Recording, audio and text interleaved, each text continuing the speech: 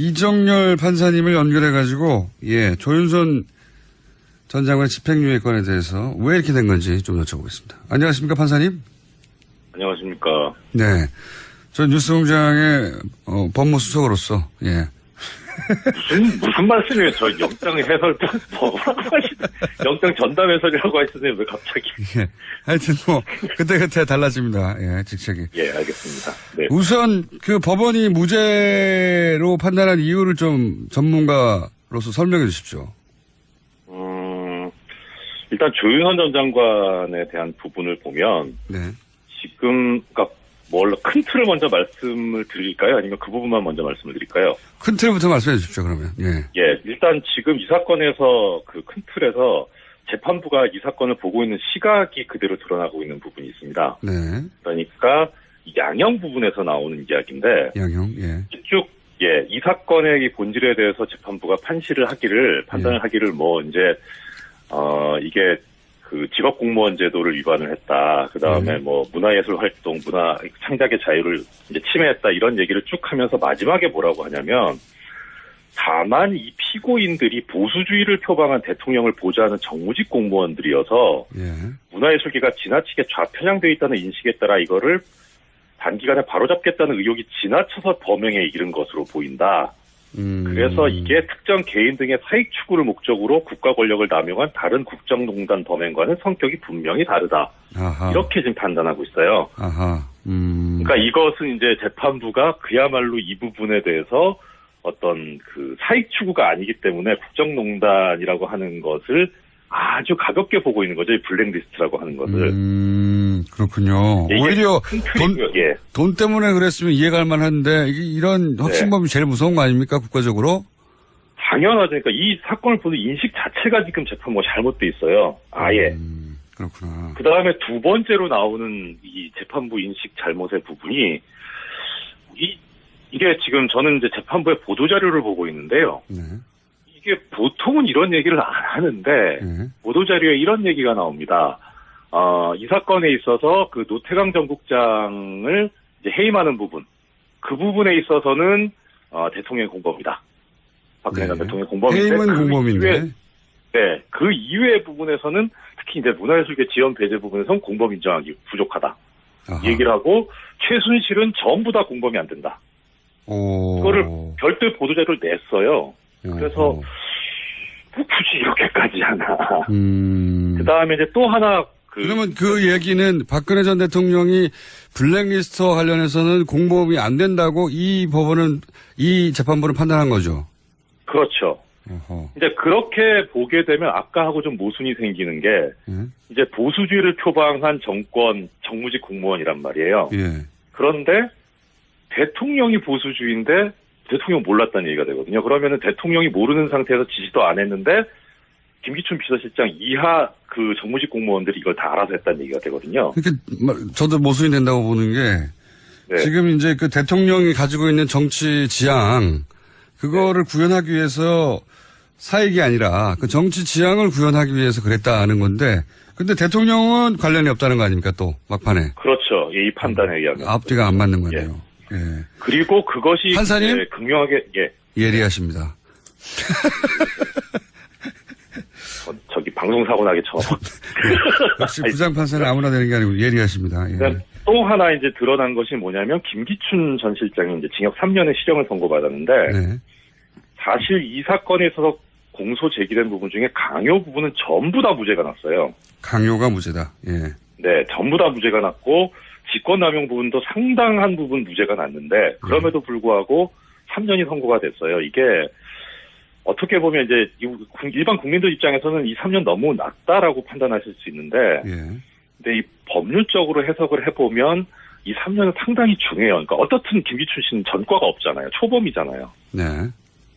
초범인데다가 이 기소된 범죄 사실 중에 상당 부분 무죄가 났고 일부만 지금 유죄가 났는데 그걸 실형 3년을 선고한다는 거 상당히 무거운 거거든요.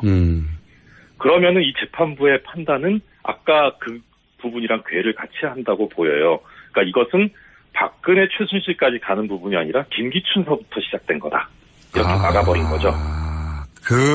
그러니까 김기춘 전 실장에 대한 형이 너무 높아요. 행간에 지금 그런 그 해석이 깔려 있는 거군요, 인식이. 네.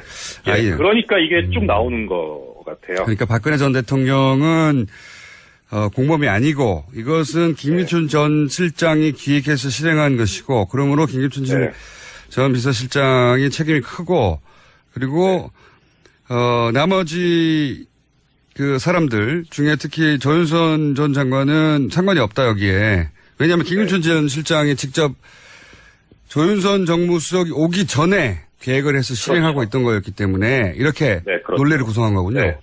그렇죠. 그 말씀 드렸어야 되는데 먼저 공장장님께서 말씀하신 정말 예리하십니다. 판사님 서로 이런 이야기를 이제 하지 않는 것으로. 자 그러면 제가 궁금한 건 이겁니다. 네. 그럼 쉬운 말로 하면 판결 들으면 그러면 김기춘 비서실장은 지시하고 승인했지만 조윤선 정무수석은 건너뛰었고 그리고 그 아래 비서관들이 했다는 소리가 되는 거 아닙니까? 네, 그렇죠. 이게 진짜 이상한 상황인데. 한 부분은 이제 이거는 이제 저는 동의할 수 없지만 판결문의 논리를 말씀드리겠습니다. 그러니까 아까 이제 공장장님께서 말씀하신 것처럼 이제 건너뛰게 되는데 이것이 왜 그러냐면 첫째는 이제 전 정무수석이 있던 시절에 기획되고 문건이 작성이 되고 쭉 이제 실행이 되기 시작했어요. 예. 그러면은 일단 이 소관 업무는 문학의 블랙리스트이기 때문에 교육문화수석실 소관입니다. 예. 가장 큰 이제 주범이 되는 주축이 되는 부서는 교육문화수석실이고요. 그렇죠. 다만 이제 여기서 이 정부적인 어떤 판단을 하려고 했는지 정무수석실이 개입을 합니다. 이제 총괄 기획을 하죠. 정무 쪽에서 이제 소위 말해서 정치적 판단, 정무적 판단 이런 걸 그렇죠. 했겠죠. 예. 예, 그렇죠. 그런데 지금 이 상황에서 지금 법률적으로 해결이 되려면 전임 정무수석이 후임 정무수석인 조윤선 전 장관에게 이제 인수인계를 하잖아요. 네. 그러면은 일단 그냥 그 시계열적으로 그 단면을 보면 조윤선 전 장관은 아무것도 모르는 상태에서 들어오게 되는 거잖아요. 네. 그러면은 전임 정무수석과 후임 정무수석 사이에는 공범 관계가 있어야 됩니다. 업무 인수인계를 했다고 전임 박전우 전 정무수석이 얘기를 했거든요. 진술을. 그러니까요. 예. 그러니까 공범 관계가 있어야지 그래야지 후임 정무수석이 나중에 이 그 역할 분담에 참여하게 되는 그런 논리성을 가지게 되는데 문제는 이 전임 정무수석은 기소가 되지 않았던 것 같아요. 그 부분이 빠졌고, 네, 저도 그 부분이 좀 이상했고요. 왜냐하면 박전우 전 정무수석은 통화로도 혹은 만나서도 이제 앞으로 할 업무니까 블랙리스트 업무를 후임인 조윤선 전 수석에게 당시 업무를 설명했고 그 얘기를 듣다가 처음에 웃다가 나중에는 심각해져가지고 표정이 어두워졌다. 구체적으로 진술했거든요. 내가 인수인계 했다고. 네, 그렇죠.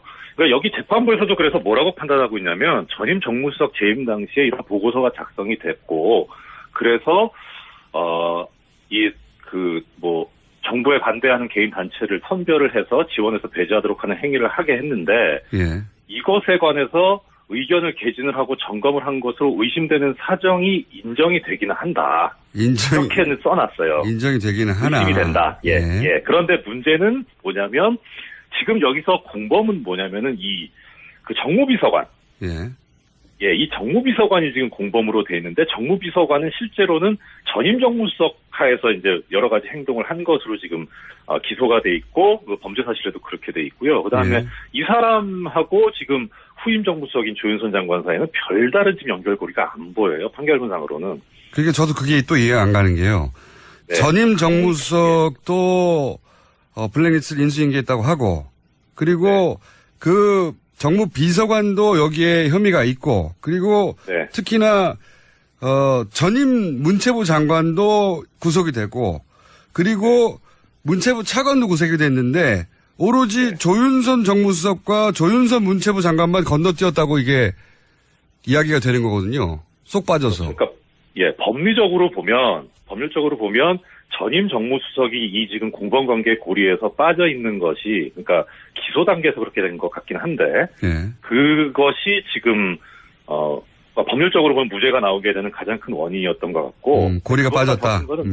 더 큰 거는 지금 이것을 그러니까 어느 한순간 시간마다 단편적으로 보게 되면 그런 판단이 가능할 수도 있어요. 있지만, 예, 크게 보면 이 조윤선 전 장관이라는 사람은 박근혜 대통령 후보 시절부터 여기에 관여하고 있는 사람이잖아요. 그러니까 아주 큰 그림을 가까운 그리는 사람이고, 네네. 예.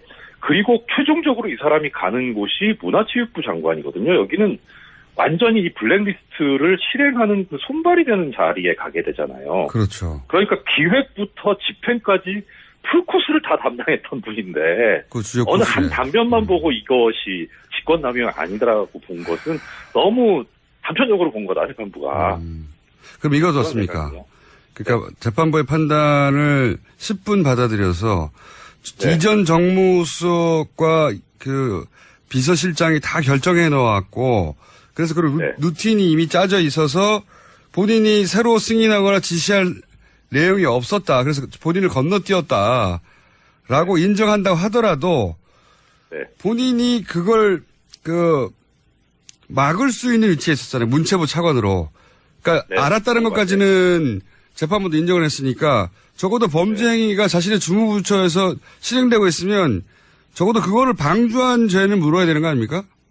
그렇죠. 이게 그런데 기소 자체가 이제 공동정범으로 돼 있어요. 공동정범은 그러니까 정범이기 때문에 일종의 주범의 한 형태인 거죠. 아하, 그래서 주도하진 않았다. 아하. 예, 역할 분담이 있어야 되는데 그야말로 이 사람이 빠지게 되면 아예 이 범죄 자체가 안 이루어지는 그런 정도의 역할 분담이 있어야 되는데 지금 공장장이 말씀하신 대로 충분히 방조는 되는 상황인데 공동정범으로 기소가 돼 있고 사실 그게 또 맞는 거죠. 오히려 그렇죠. 방조라기보다는. 네. 네. 그래서 특검도 그쪽을 봤기 때문에 공동정범으로 기소를 한 것 같은데 사실 방조로 가기는 좀 실체적인 진실하고는 안 맞으니까 아마 그러지 않았나 싶은 생각이 듭니다. 알겠습니다. 예. 그런 허점들이 있고 기소 단계에서 약간 허점이 있었고 그리고 재판부가 이거 너무 협소하게 판단한 게 아니냐라고 이제 네, 그렇죠. 지적을 하신 거군요. 그리고 이 결과로 박근혜 전 대통령의 공범 혐의를 입증하는데도 어려움이 좀 생겼다. 그런 말씀이십니까? 일단 너무 이례적으로 재판부에서 박근혜 전 대통령이나 최순실 씨의 공범관계가 인정이 안 된다는 보도자료를 낸 게 이례적이긴 한데 일단은 이 사건은 블랙리스트 관련해서 김기춘 전 비서실장을 필두로 한 그 비서실과 문체부에 관련된 사람들에 대한 재판이었기 때문에 박근혜 전 대통령이나 내지는 최순실 씨가 이 블랙리스트 작성에 관여하게 되는 부분에 있어서 어떤 역할을 하는지에 관한 그런 심리는 사실 중요하게 이루어지지는 않거든요. 알겠습니다. 오늘 여기까지 듣고요. 예. 예리하셨다는 말씀을 남기고 또 조만간 요건에 대해서 다시 한번 연결할 기회가 있지 않을까요? 네. 지금 큰 틀을 먼저 말씀을 드릴까요? 아니면 그 부분만 먼저 말씀을 드릴까요? 큰 틀부터 말씀해 주십시오. 그러면. 예. 예, 일단 지금 이 사건에서 그 큰 틀에서 재판부가 이 사건을 보고 있는 시각이 그대로 드러나고 있는 부분이 있습니다. 네. 그러니까 양형 부분에서 나오는 이야기인데 양형. 예. 이 사건의 이 본질에 대해서 재판부가 판단을 하기를 이게 그 직업공무원 제도를 위반을 했다. 그 다음에 문화예술 활동, 문화 창작의 자유를 이제 침해했다. 이런 얘기를 쭉 하면서 마지막에 뭐라고 하냐면 다만 이 피고인들이 보수 이정열 판사님을 연결해가지고 조윤선 전 장관의 집행유예 건에 대해서 왜 이렇게 된 건지 좀 여쭤보겠습니다. 안녕하십니까 판사님? 안녕하십니까. 네. 전 뉴스공장의 법무수석으로서 무슨 말씀이에요? 저 영장 해설 뭐라고 영장 전담 해설이라고 하시는데 왜 갑자기? 예. 하여튼 그때 달라집니다. 예, 직책이. 예, 알겠습니다. 네. 우선 그 법원이 무죄로 판단한 이유를 좀 전문가로서 설명해 주십시오.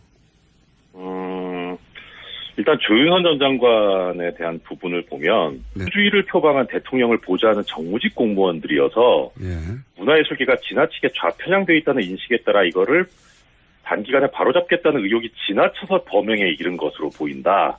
그래서 이게 특정 개인 등의 사익 추구를 목적으로 국가 권력을 남용한 다른 국정농단 범행과는 성격이 분명히 다르다. 아하. 이렇게 지금 판단하고 있어요. 아하. 그러니까 이것은 이제 재판부가 그야말로 이 부분에 대해서 어떤 그 사익 추구가 아니기 때문에 국정농단이라고 하는 것을 아주 가볍게 보고 있는 거죠. 이 블랙리스트라고 하는 것을.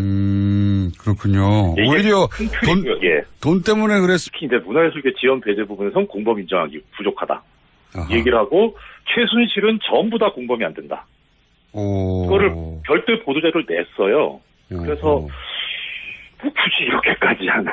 그 다음에 이제 또 하나. 그러면 그 얘기는 박근혜 전 대통령이 블랙리스트와 관련해서는 공범이 안 된다고 이 재판부는 판단한 거죠.